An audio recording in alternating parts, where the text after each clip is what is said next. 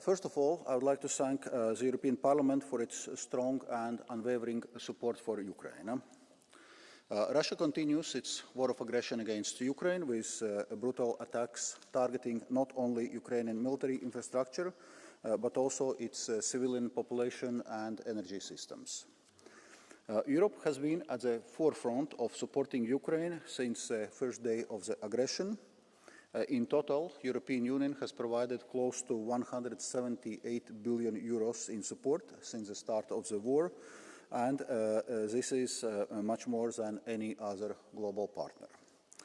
This is not only a demonstration of solidarity. It also reflects a deep conviction that Ukraine's security is Europe's security.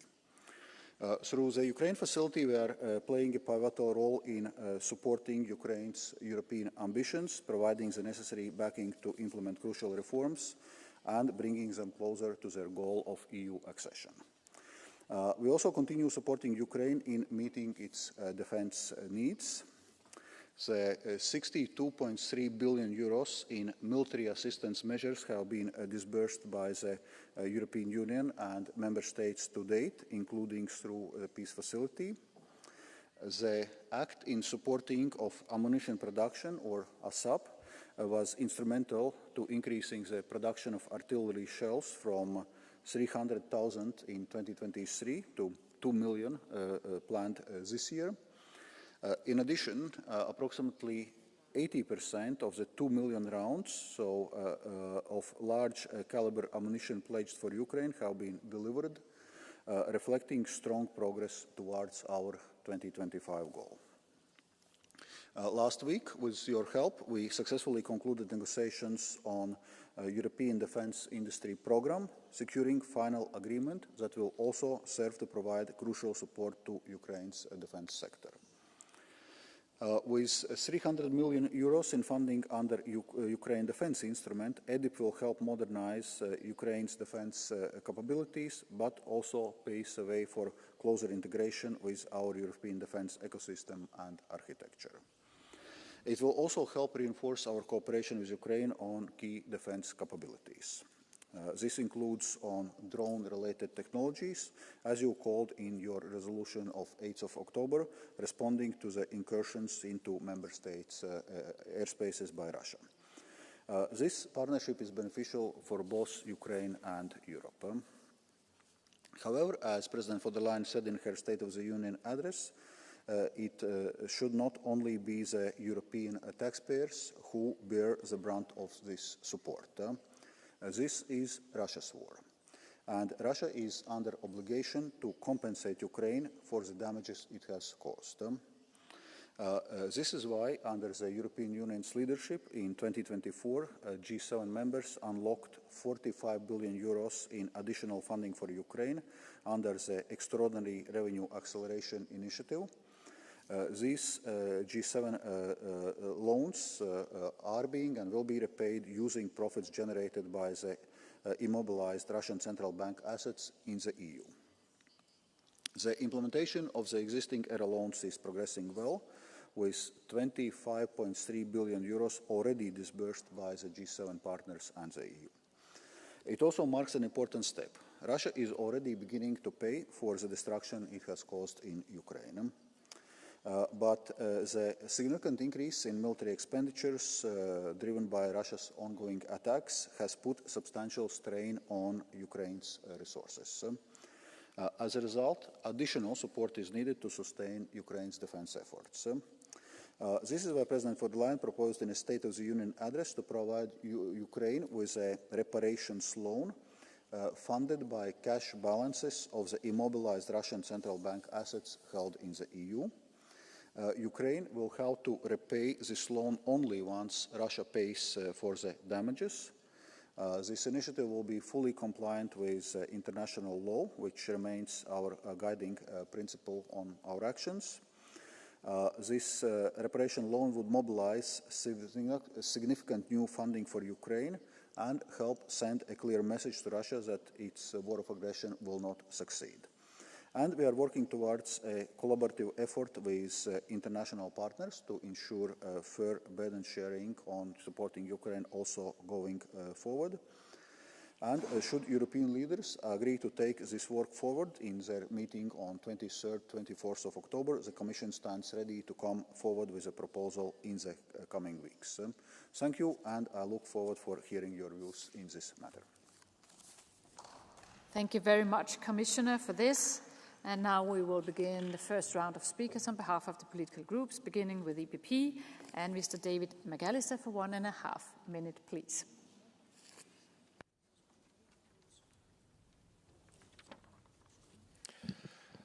Thank you, Madam President.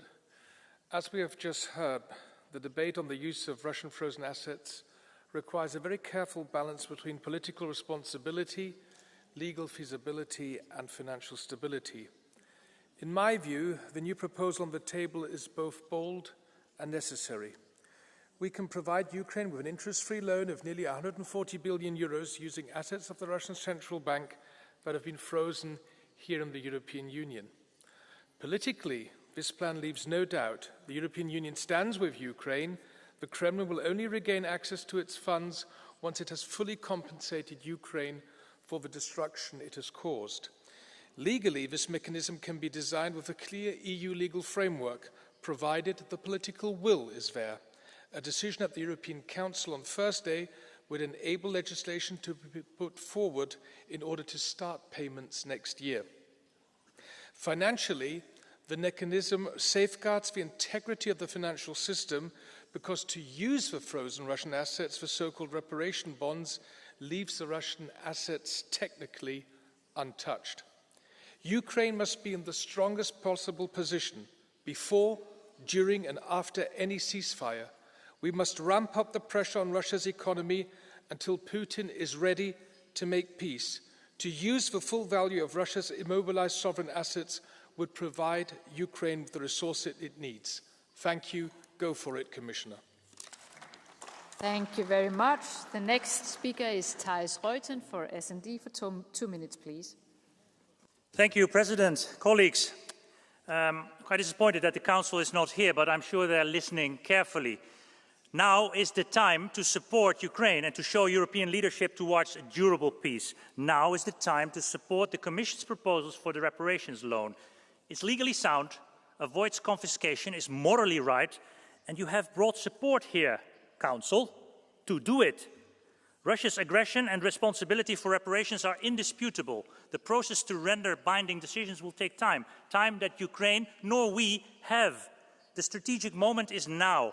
And I urge you, the Council, to act fast, sending a very clear message to Russia, to the United States and to our Ukrainian friends. We stand with Ukraine for as long as it takes. We want peace, fair, just, durable. But when we and you, Council, were sending these very clear messages, it was a bold message. But bold messages must be accompanied with bold actions to make them a reality. A reparations loan offers the best path forward to strengthen Ukraine's defense, increase the pressure on Russia and put Europe in a leading position, and to enforce peace. Because it's an advance on reparations that Russia will be obliged to pay. If Russia fails to pay, the reparations that have been agreed or awarded, assets should remain frozen or be seized. If Russia pays, Ukraine can pay back. And those still worried about risk, imagine the long-term economic and security cost for our continent if Ukraine fails for lack of money. The reparation loan is a game changer. Now is not the time for short-term national interest, but for a strong union action. Now is the time for the loan. Thank you. Thank you very much. The next speaker is Mr. Pierre-Romain Thionnet for 1.5 minutes, please.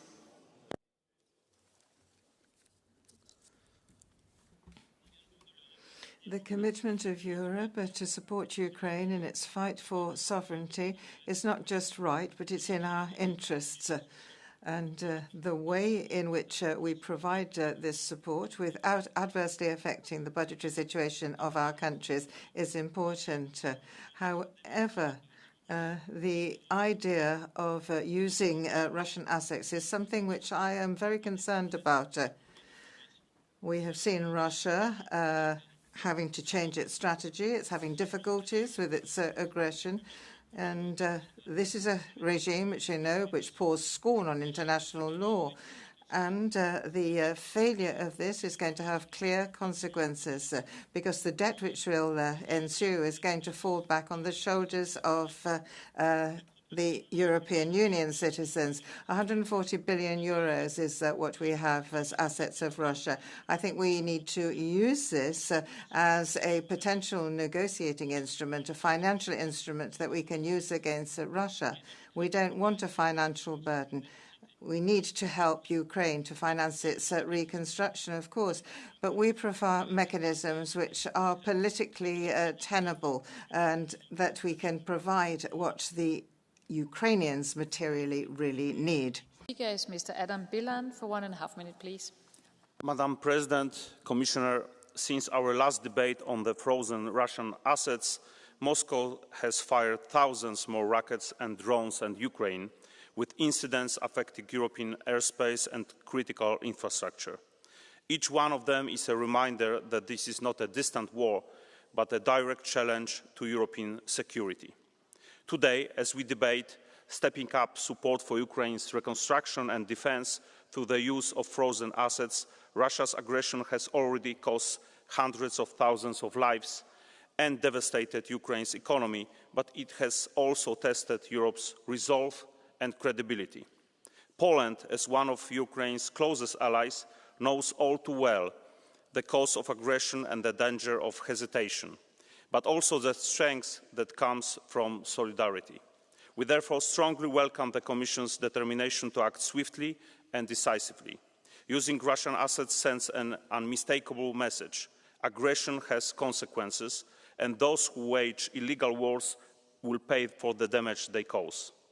Ukraine needs support now for a defense system that protects civilians, for rebuilding energy infrastructure before winter, for demining agricultural land. Speed is decisive. While we debate safeguards and procedures, Ukraine is fighting for survival. Europe's credibility and the meaning of our solidarity depend on implementation within months, not years. Europe must act together, and Europe must act now. Thank you. Thank you very much. The next speaker is Mr. Petras Austrovicius for 1.5 minutes, please. Commissioner, colleagues, Europe must finally move beyond the frozen stage of consideration regarding the use of Russia's state assets in the West.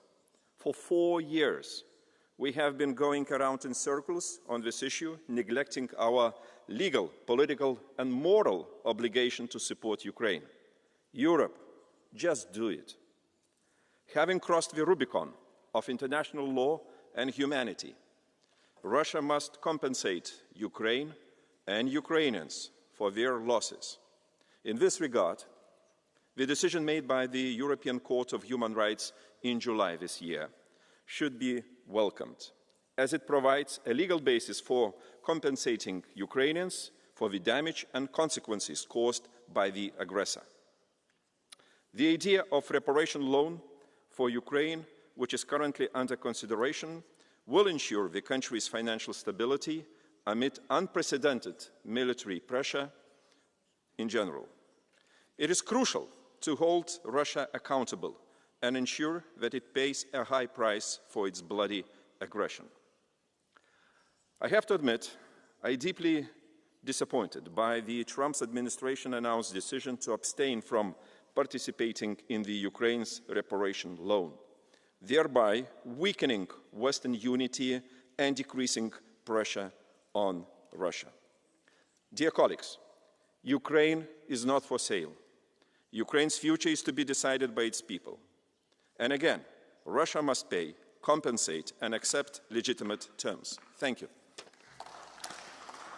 Thank you very much. And the next speaker is Mr. Virginijus Sinkevicius for 1.5 minutes, please. Thank you, dear Commissioner, dear colleagues. When we speak about Ukraine, we are not only speaking about a nation under attack.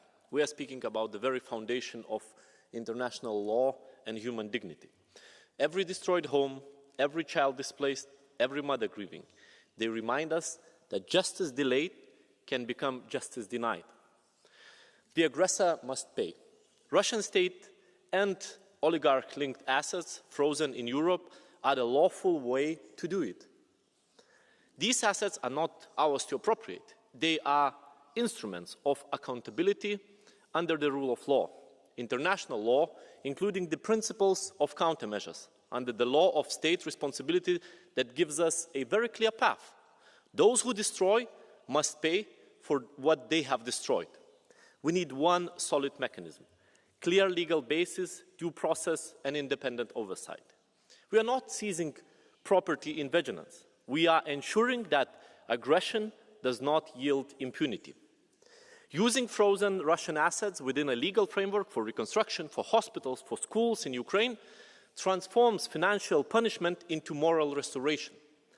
It strengthens the credibility of our sanction regime and shows that Europe's justice has both heart and a spine.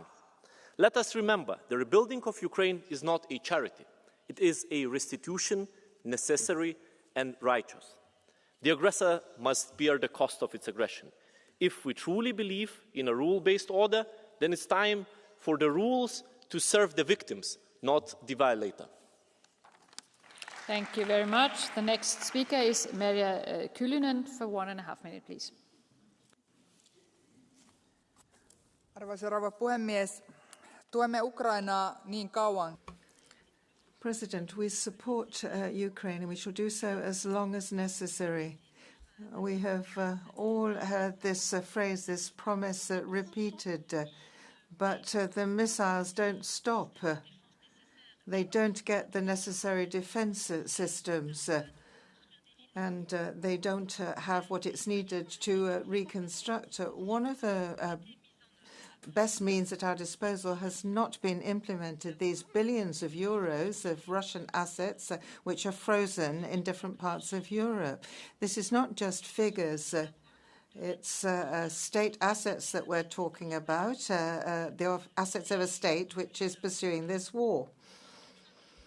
The Russians are countering the values on which the European Union is based. And today we have to demonstrate our credibility because the greatest risk is that Ukraine collapses. And it's not just a legal issue, it's above all a question of political commitment, political will. We could use these assets to finance the reconstruction of Ukraine, and also to finance a sustainable peace in Europe. If you attack, it always has a price, and Europe has to demonstrate its strength when its values are attacked. But I really do feel that these assets should be used, and we show the commitment to do so.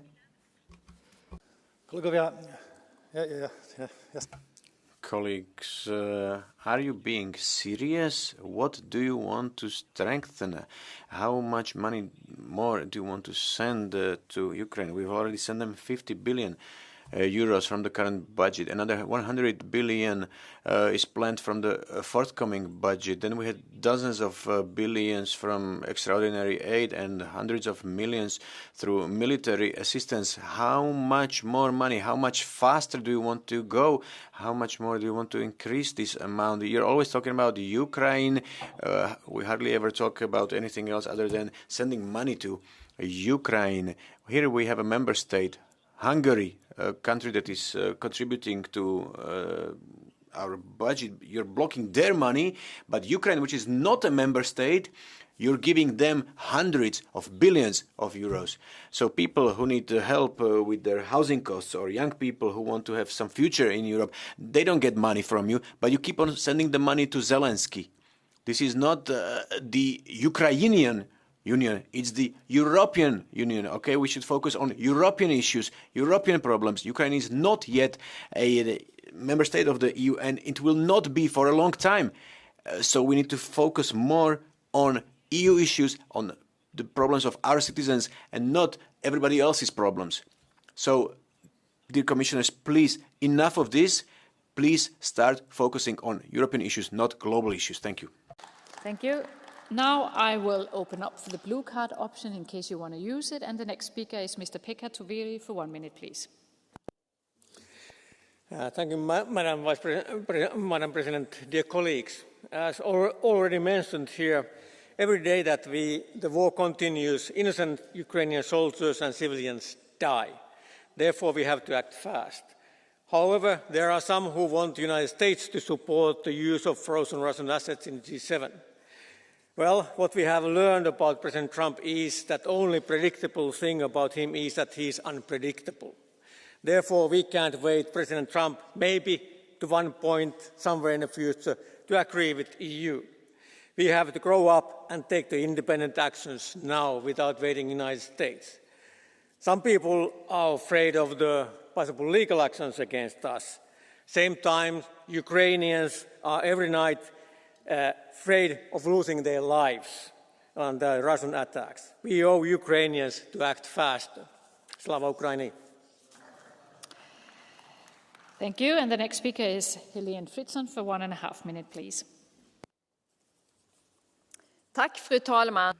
Thank you very much, Madam President. The war in Ukraine is not over. Every day, the Ukrainian people are fighting for their freedom and democracy and for the security of the whole of Europe. Their fight is also our fight. Children in Ukraine are growing up with bombs and missiles. This war has been going on for 3.5 years. That is a long time in a child's life.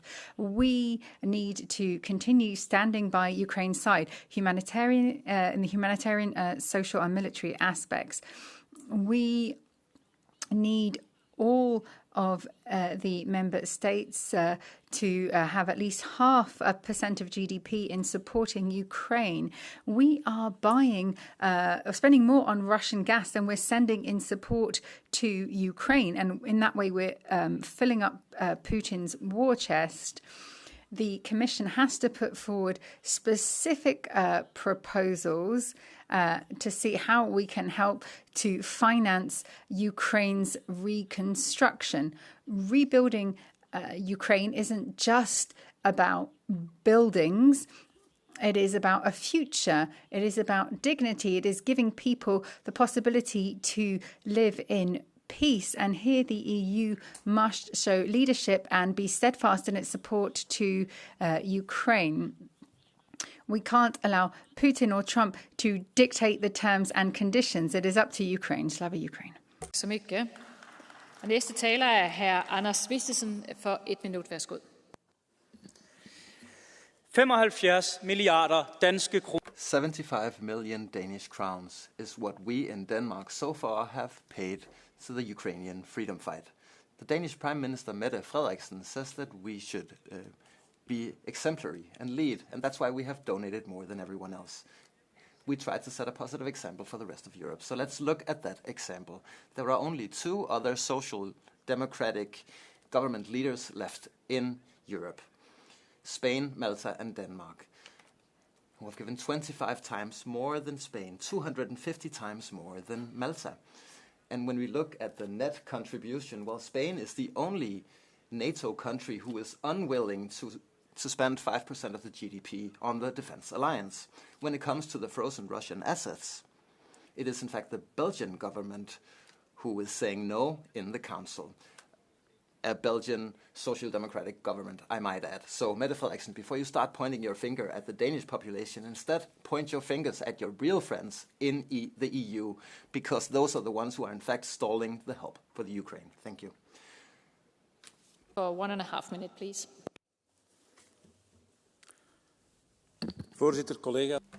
President, colleagues, Commissioner, it goes without saying that the brutal attacks on Ukraine and our Western freedoms and values should not go unpunished. We have to hit the Russian regime with targeted sanctions and hit them where it hurts, and to fully and resolutely support Ukraine and its society. But when it comes to using frozen assets for a reparation loan, I would just urge the utmost caution, because this type of operation, an unprecedented operation, would have legal, financial and institutional risks, and we have to recognise those as such. We're not just talking about a pile of ease of money that we can quite easily get our hands on and use however we want. There have to be hard guarantees about any potential legal and financial consequences of this and how certain risks would be borne. To be clear, I don't want to, I'm not talking just about the position of my homeland, but also about these frozen assets that are in all countries and that there's very little transparency about them. It can't be the goal that certain financial institutions and by extension the whole financial fabric of Europe would be called into question because of a lack of a clear legal basis for this. The nature and scale of this operation would require a maximum of guarantees. Colleagues, we of course support Ukraine, that is evident, but it can't just mean that this is a carte blanche for any type of economic and financial measures that would have significant consequences for the whole of the European economy. Thank you. Speaker is Hilde Woutmans for 1 minute, please. Thank you, President, Commissioner, colleagues. Yes, we have to do more to help Ukraine win in military and financial terms. In the next 2 years, Ukraine will need 140 billion euros more. But we have to do that without saddling Belgium with all of the financial risks. That would be a third of our GDP. This is not realistic. So yes, let's use the Russian assets to provide support, but let's do it properly, not by using the assets themselves, but use them against a huge loan. And as my colleague Mr. Van Overijsseld, everyone has to be involved. So we have to also look at the assets of in France and in Germany and other European banks, and we have to do it with rock-hard guarantees from all member states that if this were to go to court, then costs would be shared, not just land on Belgium. That would be European solidarity. That the European initiative that we need to see to support Ukraine, and that's what we need to do now. Thank you. The next speaker is Saskia Brigmont for 1 minute, please. La solidarité européenne. European solidarity when it comes to Ukraine is unparalleled. We have sanctions and criminalizing those who tried to get around sanctions. We've frozen assets, and now we're looking at using those frozen assets to benefit the Ukrainian people to help rebuild schools, hospitals, public infrastructure in Ukraine. This is legal. War criminals should not be able to benefit from impunity in our common space. It is up to the aggressor to pay. We need to move from words to actions. We need to show our strong shared European will to support Ukraine and to give it a loan for its reconstruction. It also means sharing the financial risks. That needs to be European as well. One member state in particular, Belgium, should not have to take on these risks alone. The EU needs to be coherent. It needs to show solidarity. It is only together that we can give justice to the Ukrainian victims and contribute to truly rebuilding the country. Thank you. The next speaker is Mr. Ivan David for 1 minute, please. Madam Chair, Ukraine, according to the international agreement, should be a neutral country that wasn't respected. After Maidan, so the new government refused neutrality, and NATO wanted to accept Ukraine and started to build defense facilities in Ukraine. The Minsk agreements were not respected. Ukraine is totally broken and depends on international aid. Only 1 million of soldiers were killed. Millions of people had to flee. So this debate shows that there is no diplomatic solution that is envisaged, but continuation of the war, and even frozen assets and the use of them could could damage our credibility. So I want us to be realistic. There is a blue card from Mr. Sieber. Do you want to take that? Do you want to take a blue card? Do you want to take a blue card? Okay. Mr. Sieber, the floor is yours.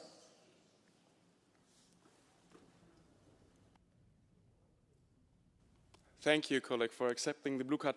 I have two questions because I'm a little bit confused. So the first question would be, are you also aware of the international agreement between Russia and Ukraine that promised Ukraine... Can I start again? Shall I start again? One second, we just have to fix the translation. Could you help him to get it?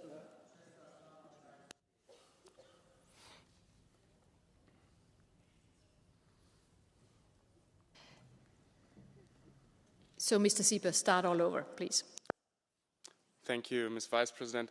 Dear colleague, I was wondering if you are aware of the international treaties between Russia and Ukraine in the 90s, where Russia promised to respect Ukraine's sovereignty and borders in exchange for Ukraine giving up its nuclear arsenal.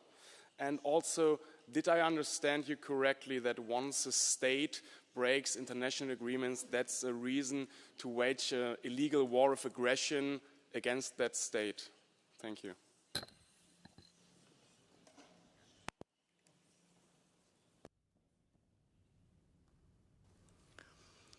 Vážený pane, součástí té dohody. Dear colleague, the agreement also included the condition that the Ukraine will stay neutral, and this promise was broken. I disagree that the reaction should be in the form of a military intervention. But on the other hand, what are the options? How to respond to accepting and solving the problem. Nothing like that happened, and all the support from EU representatives at Maidan was here only to provoke the war with Russia. I also had one more blue card, but due to time constraints, I will only allow once at a time. So the next speaker will be Michael von der Schulenberg for 1 minute, please. Commissioner, ich habe das Gefühl, dass die I have a feeling that this debate is an example of failed policy. There are so many promises that were made to Ukraine, and I don't think we've really been able to keep many of them. We haven't, the Russian army hasn't been destroyed. Sanctions against the Russian economy haven't functioned. The amount of GDP we were going to provide in support hasn't happened. NATO peacekeepers aren't going to go to Ukraine. And I don't think an Article 5 guarantee is going to happen either.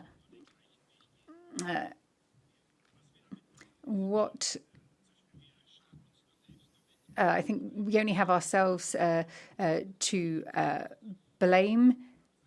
I think our utmost task needs to be to have Ukraine as a functioning, sovereign European state to be able to live in peace with its neighbours, including Russia.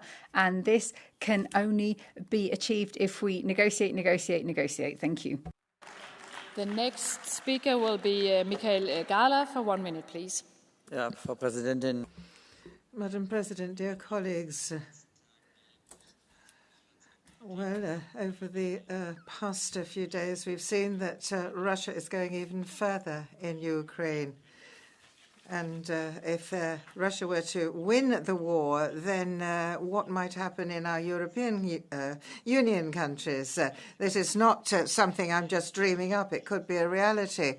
We need to look at support measures for Ukraine, and this is a further opportunity to do so. Moscow's assets should actually be used, and the credit should be used as a support measure. I think that you're doing the right thing, and do it quickly. Ukraine needs further support, and the loans, interest-free loans that can be provided in this way will be a way to do it. It's important that we make these payments, and if Russia then worries about not getting its money back, then we can calculate that money in terms of reparations. Robert Biedron for 1.5 minutes, please. Thank you very much, President. The message from this House must be clear. Russia will pay for the destruction of Ukraine. Law experts have confirmed that the confiscation of the frozen assets from Russia would be legal, but the reparations loan proposed by the Commission is the second best option. Either way, one thing must be clear. Those who violate international law, commit war crimes, and destroy civilian infrastructure must bear the consequences of their actions. Of course, we have to guarantee that Ukraine continues to have the right military equipment, opposite to the friends of Putin from the right part of this parliament. But we also cannot forget about the reconstruction of Ukraine, which is estimated to cost around $1 trillion. This reparations loan would be an opportunity to lay the foundation for a more inclusive and resilient society. And imagine Ukrainians going to a newly built or reconstructed school or a hospital and seeing a sign that says, "Finance from Russian funds, thanks to the European Union." This is how Europe should act. Thank you. Thank you very much. The next speaker is Mr. Rainis Posnaks for 1 minute, please. President,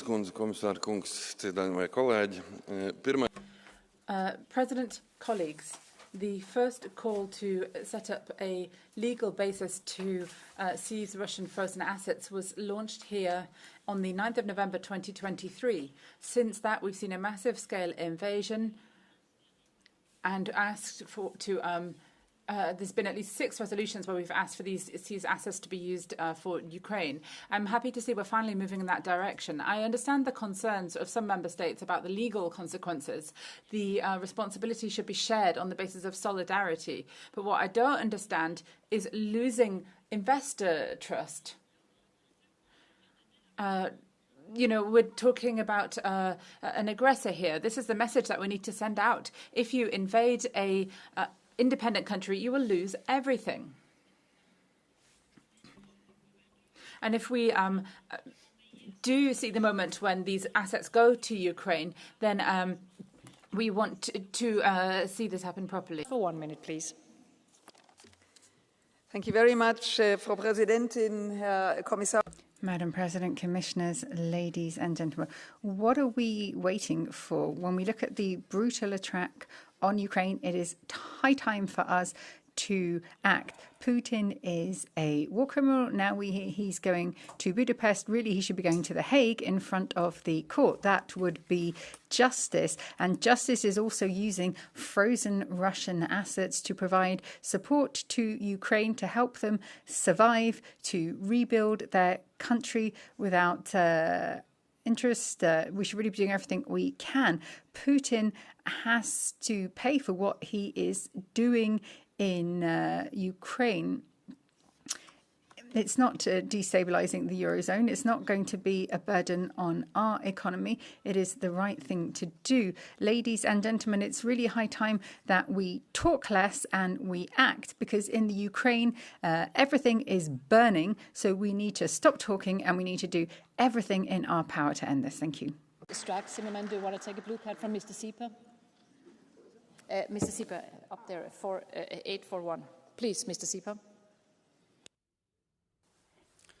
Vielen Dank. Thank you very much. I'm just here at the back in the middle. I would be interested to hear your views on Orban hosting this summit in Budapest. Ich nochmal wiederholen. Ich verstehe Sie ja. Ich brauche ja keine Übersetzung. Sorry, if you could just repeat that. What would you say to Viktor Orban, if you could talk to him about this summit. Ich würde ihm sagen, dass das Flugzeug umgeleitet werden soll. Wir sind This plane should be detoured. He should not be allowed into Europe. Hungary is not exempt. He should not be able to come to Europe. And if he does, there are direct flights. We can get him from Moscow to The Hague, and he can respond in front of the court, and that would be true justice. Thank you. Dear Mr. Sieper, this was the last blue card you got in this debate. Thank you. The next speaker is Mr. Ville Niinistö for 1 minute, please. Madam President, Russia's war didn't just attack Ukraine. It attacked the future of European democracy and the rules-based international order. Russia has committed atrocious war crimes after another, stealing children, using all kinds of violence against Ukrainian civilians, including systematic torture, rape and bombing of civilian targets. Justice demands that the aggressor pays for its crimes. The European Commission's reparations loan, up to 140 billion euros, backed by the Russian frozen assets in Europe, is the concrete change Ukraine needs now. We must ensure legal clarity, but not hide truth and justice behind excuses. The reparation loan is a down payment of reparations that Russia must pay based on an international tribunal. The frozen assets themselves are still waiting there for that process. The ownership of the money is not changed. Now let's deliver for Ukraine, step up defence support, accelerate reconstruction and hold Russia accountable and ensure Europe's values and security stand firm. Thank you very much. And the next speaker is Mr. Hans Neuhoff for 1 minute, please.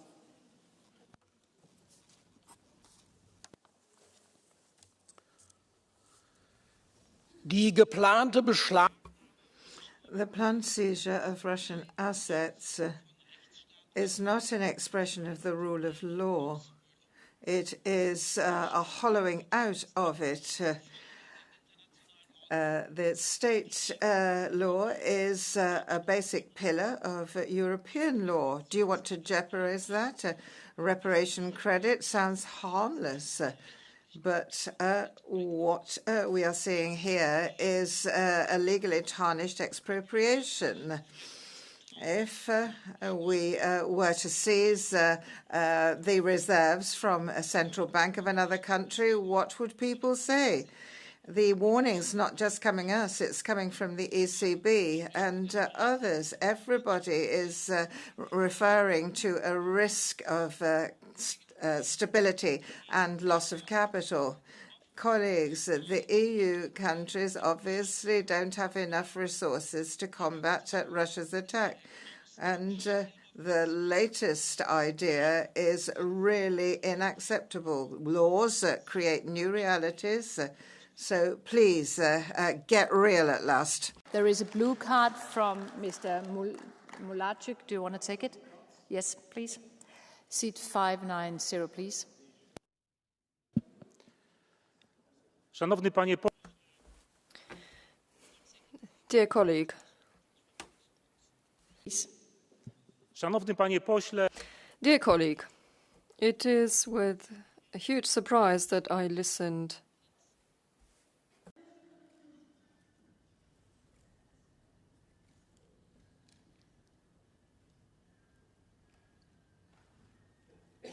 Polish language, please. Please. Szanowny panie. Dear colleague, it is with a huge surprise that I listened to your statement where you challenge the right of Ukraine to reparations, which would mean taking over the frozen Russian assets. Russia unlawfully attacked Ukraine, caused a lot of destruction, murdered dozens of thousands of people, destroyed the infrastructure of Ukraine. What kind of penalty is due to Russia for that unlawful attack on Ukraine?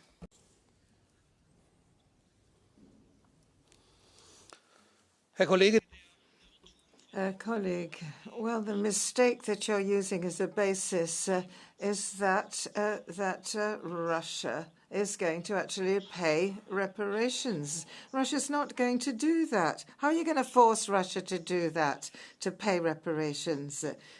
It can't.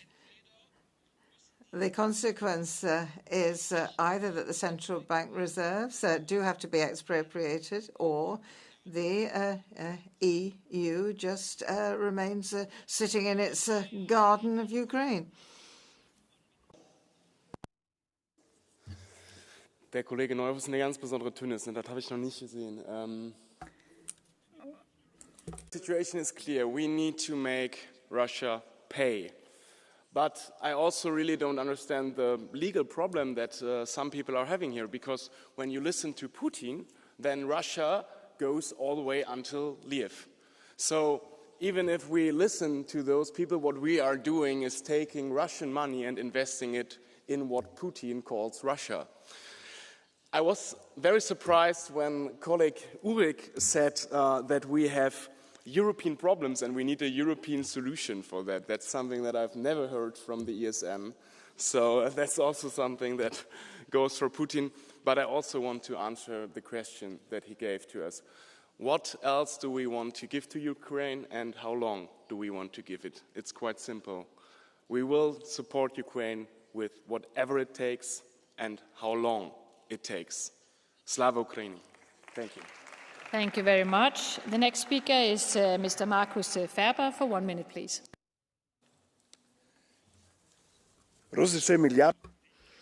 Russian billions are frozen in European banks while Ukraine has seen houses, schools and other property destroyed. Russia started this war and Russia has to bear the consequences. But when we are using their monies, we should be very cautious. We're looking at this money as a security, as a guarantee, so that we can establish a reparations bank, which would provide resources for Ukraine. But we have to be careful. This would move away from normal financial provisions. But we do need a solution which is tenable in the long term and economically tenable. It's important that the Commission thinks things through a little more so that it is not posing a risk of billions for the European taxpayer. The next speaker is Mr. Tobias Kremer for 1 minute, please. Dear colleagues, for too long Putin has escalated this war because he believed that time is on his side. For too long has he mistaken our readiness to negotiate as weakness and responded only with more escalation, more bombs and more drones over our own cities. Colleagues, this vicious cycle has to end now. And we must finally change Putin's calculus about this war and show him that time is not on his side. The good news is that we have the tool to do that right at our hand.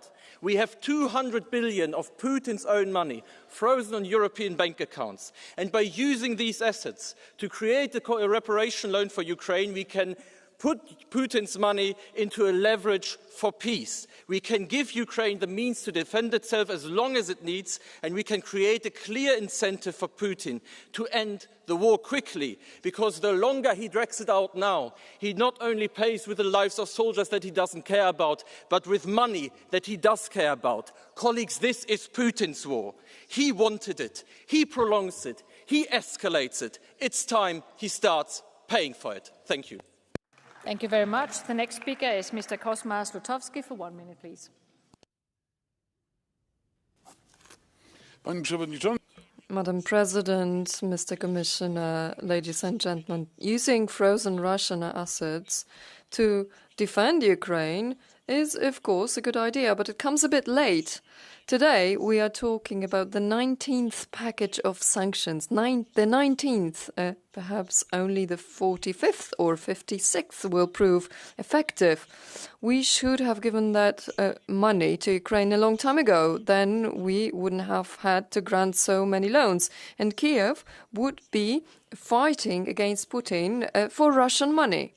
But the problem might be about the fact that some of the European leaders preferred half-hearted sanctions, counting that they would come back to business as usual quite quickly.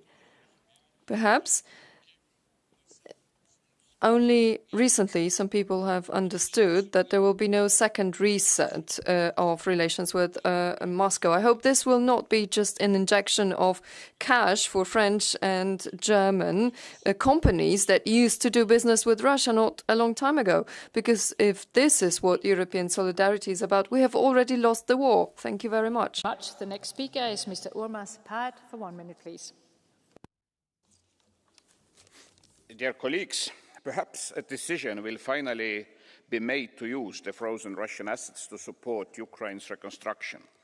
It has taken far too long to reach this point. It has been sad to hear arguments claiming that such a step cannot be taken because it would undermine the European Union's credibility as a trusted guardian of criminals' money. In reality, what damages the EU's credibility is when it fails to provide Ukraine with adequate support, allowing the aggressor state to continue unpunished and unbothered. History also offers perspective. After the Second World War, Germany required to pay reparations. Lots of European countries, including Belgium, received substantial reparations from Germany to compensate war damages. On what basis do some now wish to apply a different logic to Russia? The aggressor must pay for the destruction it has caused. EU member states should finally show resolve and make that decision. Thank you. Thank you very much. Og den næste taler er Villy Søvndal for 1 minut. Værsgo. Tak for det. I'll speak in Danish. Thank you very much. I'll speak in Danish. I joined a democratic green leftist party 50 years ago today, mainly because the fight for freedom and justice was really important to me. When we see injustices, we must stand up and raise our voices. I consider that our democratic duty. One of the greatest injustices we are seeing today is what's happening in the Ukraine, where the brutal Russian attacks against the Ukrainian civilians has been going on for almost 4 years. For 4 years, Russia has attempted to force the Ukrainians into submission. But there are some here in the European Parliament who does whatever they can to help the aggressor, who always works against every attempt to hold Russia accountable. Maybe they don't consider it a necessity that we raise our voices in the face of injustice like I do. But it shouldn't be a surprise, neither for the so-called patriots or others, that it is indeed the aggressor who should pay for their attacks and the damages they cause. It is decidedly unpatriotic to abandon a country in need of aid. Thank you.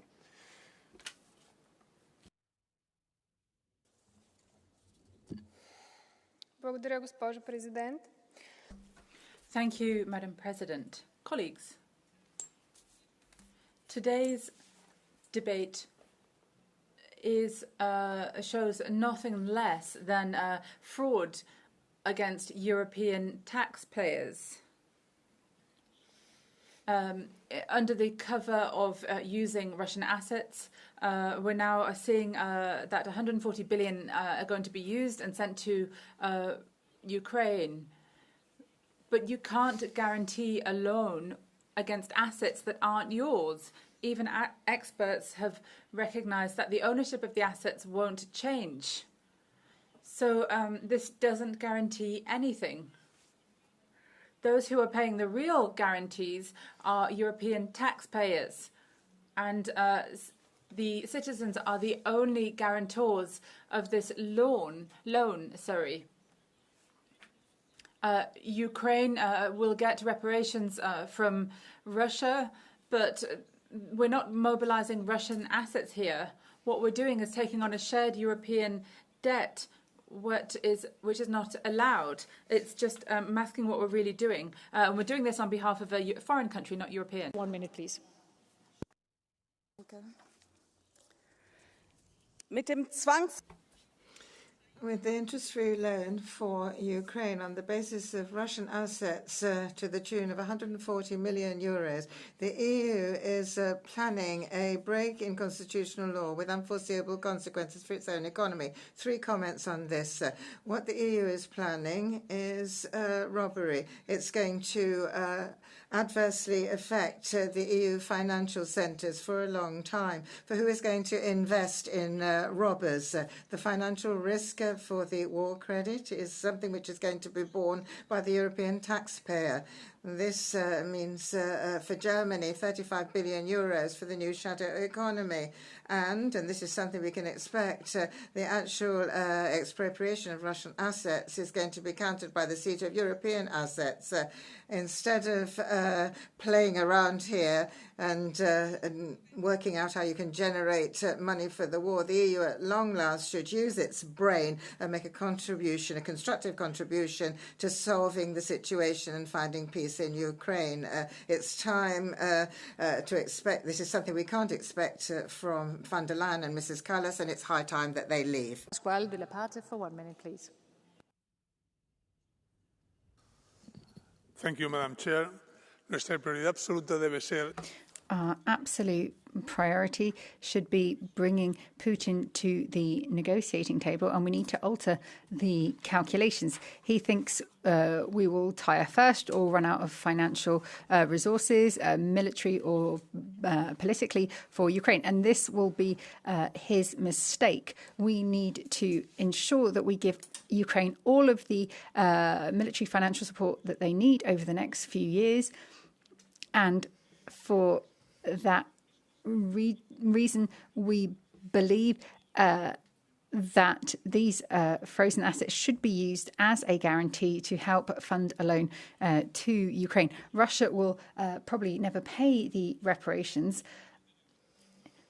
Now, we know that there is a risk when it comes to foreign investment in Europe or for European assets that are stuck in Russia. But all of these risks pale when it comes to the need to support Ukraine and do everything we can. Thank you. Thank you very much. The next speaker is Mr. Arkadiusz Mularczyk for 1 minute, please. Pani Przewodnicząca. President, Commissioner, ladies and gentlemen, most of us agree that the country that caused the war should pay war reparations. And those are the words that we've heard from many speakers. We've heard it from the European Commission as well. It's obvious that the aggressor who murders, plunders, resettles citizens has to pay. The EU applies the standards of international law against a country which is not a member state of the EU. So let me ask you the question, Commissioner. The EU, the Commissioner, the European Commission, why doesn't it apply the same standards to member states? Because Poland 2 years ago applied for war reparations from Germany. Greece applied 4 years ago for similar war reparations from Germany. Why did the Commission not take up this subject? Well, is there no fund for victims of the Second World War who still live in Poland, Germany, Greece, or in the Balkans?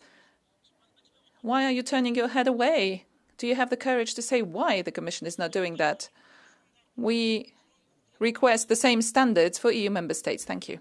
Speaker is Anna Maja Henriksson for 1 minute, please. Fru talman, kommissionär. Madam President, we have this war of aggression against Russia led by Putin. Those who bomb, there are consequences for the damages caused. And the responsible person is Putin. It is against international law what has been done. So the question is simple. Who should pay? And it is very clear that it should be Putin and Russia that should pay. What is the EU doing? They are not doing enough for the moment, but I think we have some momentum now. Now is the time to deliver, to show that we're not going to sit by and be spectators. We're going to try and help find a real solution. So we have to be ambitious and dare to use these Russian assets. Ukraine's fight for freedom is also our fight for freedom, democracy and human rights. Thank you. The next speaker is Mr. Sigvard Frank Drøse for 1 minute, please. Frau Präsidentin, Madam Chairman, colleagues, what we're seeing that the Commission doing is a political game. We've got to really look at the rights within democracy. We're always talking about the rule of law, and it seems as though the law is being broken here. Europe has been a land of financial services for decades, for centuries, and the Commission is sending out a really bad signal here. The EU is going to be a financial beggar if it doesn't watch out in this. You talk about the rule of law, yes, and we're talking about individual states here. We've got the Polish courts here and legitimizing something like this, and the Commission is not even mentioning this. We're talking about peace, but we should also be talking about the rule of law. This is something which is going to affect us for years. And we think you should be thinking this through a little bit more clearly, Commissioner. Blue card, do you want to take it from Ms. Karlsbro, seat 398, please? Fru talman, kollegor, det talas om... President and colleagues, we're talking about trust here. But what I'm really wondering, if we're talking... Work now? Is it okay now? Yeah, yeah. Can you start again, please? And sorry. Det talas om tillit. Men we're talking about trust. Why are you standing on the side of the aggressor then? If your neighbor were to burn down your house, do you think that you should have to pay to rebuild that house? Who is guilty of destruction of Ukraine if it isn't Russia? Why shouldn't Russia pay? Thank you. Ja, Frau Kollegin, ich weiß nicht, ob Sie... Colleague, don't know if you've seen the... Did you get this question from Soros himself or from the German Marshall Fund? But were you even here? If you had listened to me, that wasn't what I said. I'm talking about law. Must uphold law. Otherwise, no one will invest in Europe anymore, and that was misunderstood. And due to time constraints, I only take one blue card here. So the next speaker is Ms. Rasa Yuknevientiene for 1 minute, please. My main message today is simple. Let's take this step decisively. It is a crucial decision. The European Parliament's position has been clear since April 2022, when we first called for Russia to pay for the destruction it inflicted, including through the confiscation of Russian frozen assets, in full accordance with international law. Putin's Russia, which continues to harm Ukraine, must not get its money back until it has fully compensated for the damage it caused. I want to congratulate the European Commission and Council on finding a sound legal solution. We must stand in solidarity with Belgium and other member states and share the responsibility for this decision together. We are on the right path. Let's stand firm. Let's fight evil together. Thank you very much. And the next speaker is Karin Karlsbro for 1 minute, please.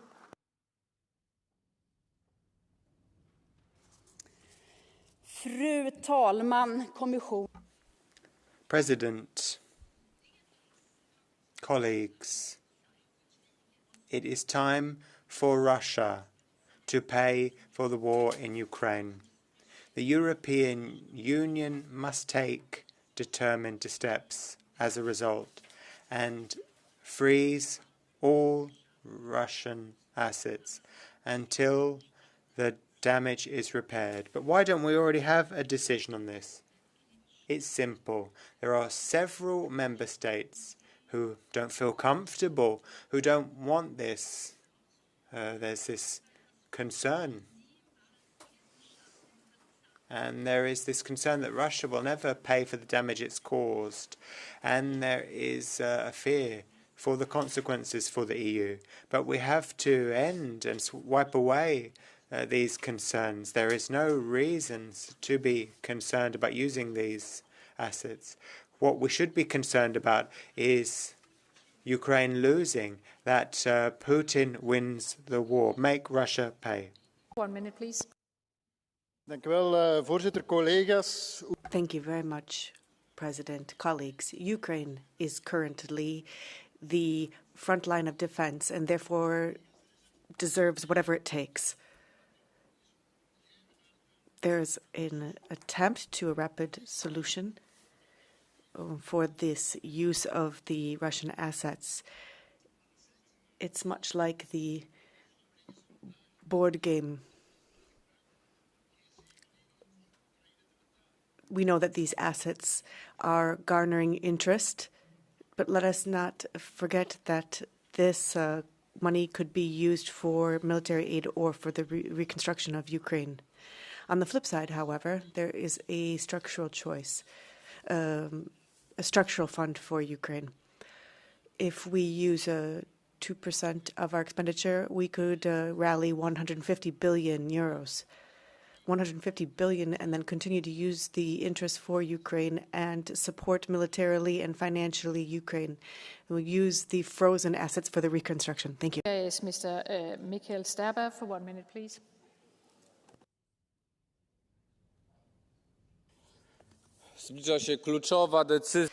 A key decision about Ukraine is coming, and I would like to ask the European Council to act bravely when it comes to the frozen Russian assets.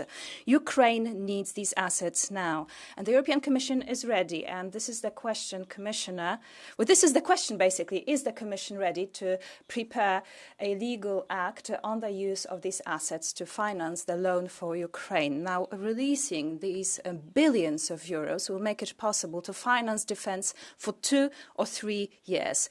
Historic responsibility now lies on Belgium because this is where the headquarters are. This is not a time for some half means. We've been into these legal issues for too long. This is unprecedented but necessary. We cannot remain inactive. Russia does not want to end this war. They destroy civilians, they kill civilians, destroy infrastructure, destroy the Ukrainian economy and the demographic situation. It's time, high time we took the decision. Thank you very much. And the next speaker is Ms. Sandra Kalniete for 1 minute, please. Kungs, kolēģi, Ukrainai 2020. Colleagues, President, Ukraine needs at least 40 million in external assistance in 2026 in order to withstand the upcoming winter, and this in a context where Russia is intensifying the destruction of Ukraine's energy infrastructure. So we face a simple choice. Either we use our own taxpayers' money or we use the funds of the aggressor, and it would be appropriate to use both. European countries are prosperous enough to provide more support to Ukraine. There is an urgent need to make use of the Russian frozen assets and use them for the rearmament and reconstruction of Ukraine. The next European Council must also support the loan facility proposed by the Commission. We should also put a stop to this talk about risks to macroeconomic stability. The EU should adopt the 19th sanction package. We should put maximum pressure on Russia, and we should not tolerate a victory of Russia. That would be a defeat of Europe. Kovachev for 1 minute, please.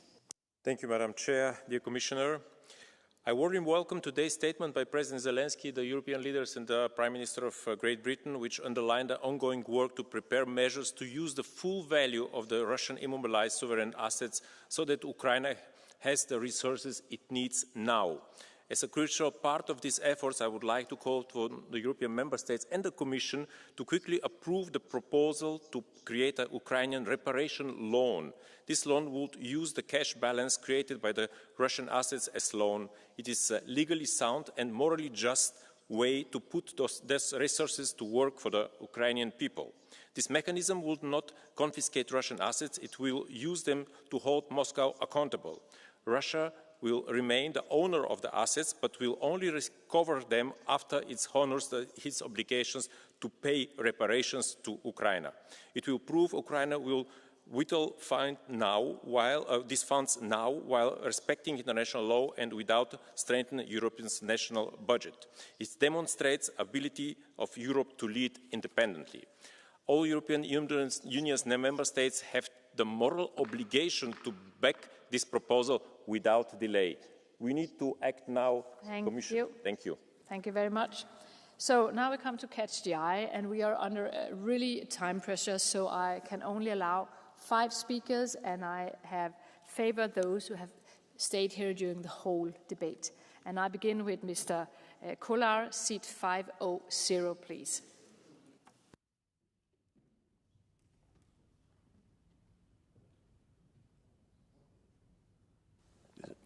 Thank you, Chair. Ladies and gentlemen, I think that without exaggeration, it can be said that the fate of Ukraine's defense capabilities and reconstruction possibilities now lies in Belgian hands. We are running out of cash, and the only way to effectively continue helping Ukraine is to use frozen Russian assets, not just the interests, but the assets themselves. Speaking of military aid, 60% of all costs are now covered by 5 members of the so-called coalition of the willing: Germany, Denmark, the Netherlands, together with the United Kingdom and Norway.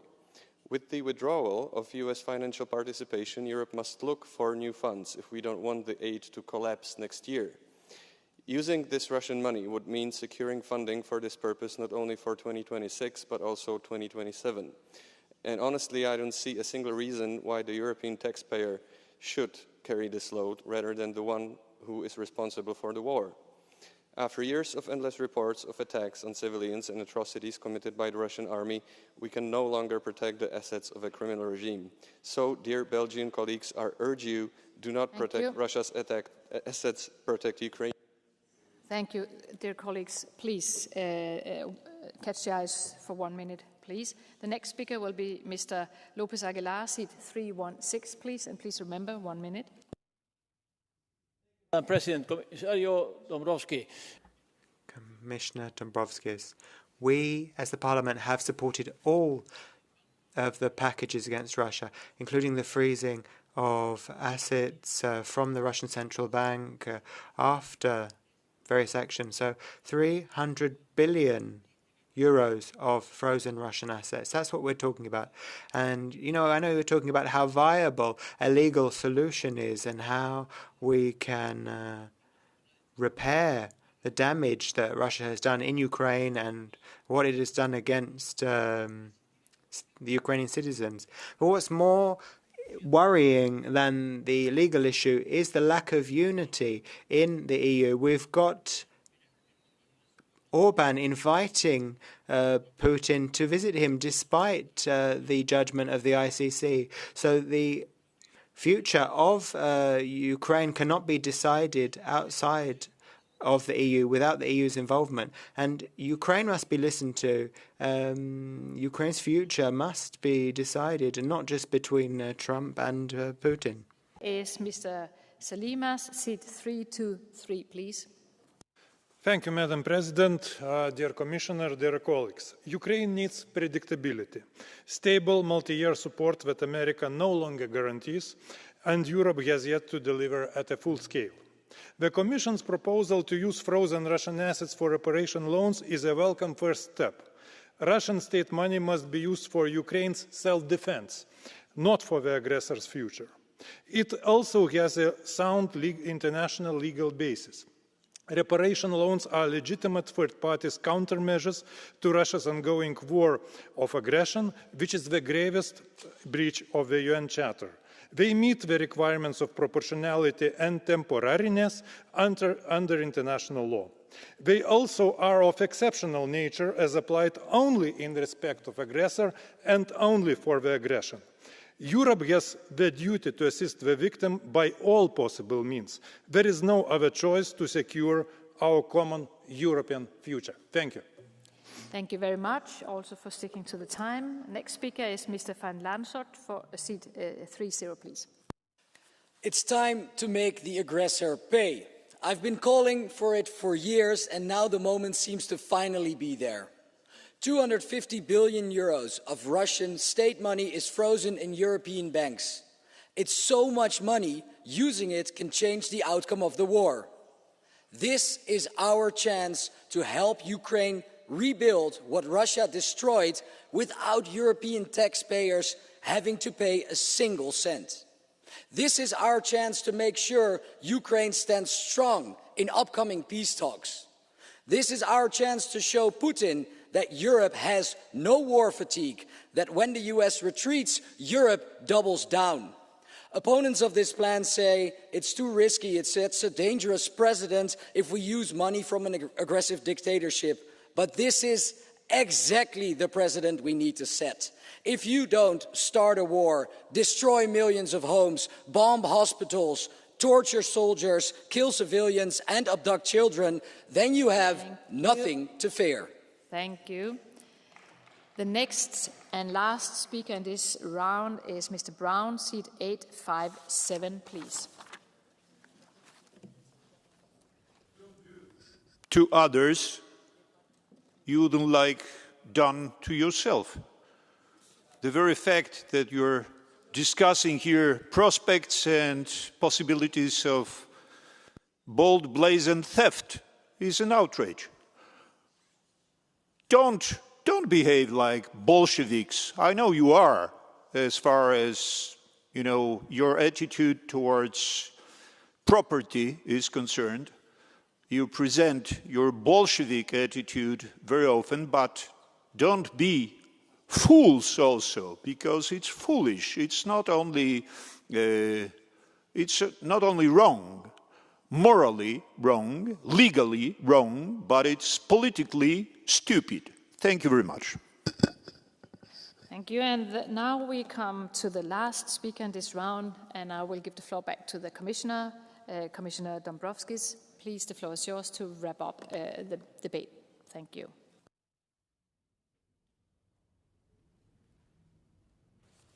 Madam Chair, honourable members, first of all, thank you for this very engaging and substantive discussion.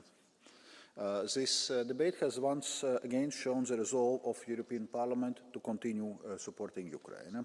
So I want to thank you for this political support.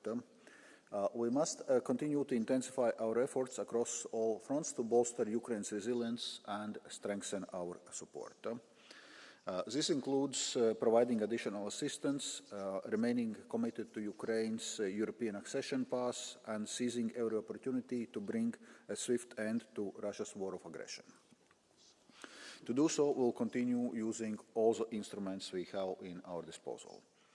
First, we'll continue to deliver financial support to Ukraine under the G7 Extraordinary Revenue Acceleration Initiative, through which the EU has already disbursed 14 billion euros this year.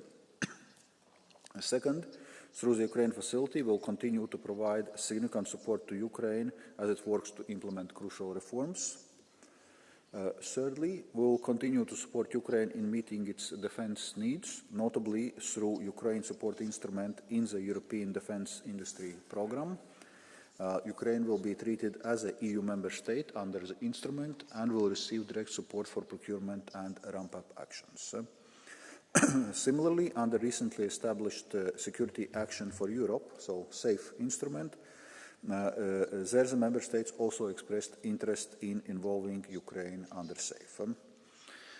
To address Ukraine's financing needs in 2026-27 and beyond, we are working on additional solutions such as the reparation loan. This would provide Ukraine with a stable and predictable source of funding, leveraging the value of immobilized Russian assets while ensuring full compliance with our international law obligations. Maybe here to come to some of the points which were raised on the debate on support of other partners. We obviously continue engagement with other partners, including our G7 partners, on so to say, providing their share for Ukraine financing. And it's worth noting that this reparation loan initiative, in a sense, is scalable, so other countries which also have Russian assets in their jurisdiction can use similar approach, and UK and Canada have actually signaled their readiness to do so. Second, on some of the legal aspects, it's worth noting that this proposal stops short of confiscation of Russian assets, while at the same time provided much-needed financing to Ukraine. On the arguments for financial stability, it's worth noting that we already took fundamental decision on immobilizing Russian assets in our territory, and it has not led to any financial stability issues or any issues with the international role of the euro. Also, both European Council and the G7 have already taken decisions that Russian assets should stay immobilized for as long as Russia does not pay reparations. So basically what we are doing with this reparation loan initiative, we are operationalizing these decisions and providing, so to say, for what those cash balances associated with Russian assets how those cash balances can be used in between, so until Russia actually pays reparations. So once again, I wanted to thank you for your broad support, which was here during this debate. I look forward to continuing engaging with you on this matter in coming weeks and months. We certainly must continue to provide our strong support and be very clear and unwavering on this. Thank you. Thank you very much, Commissioner Dombrovskis. And with this, the debate is closed. The next item on the agenda is the Commission statement, Polarization and Increased Repression in Serbia, 1 year after the Novi Sad tragedy. And to deliver the statement from the Commission, I will invite Commissioner Marta Koch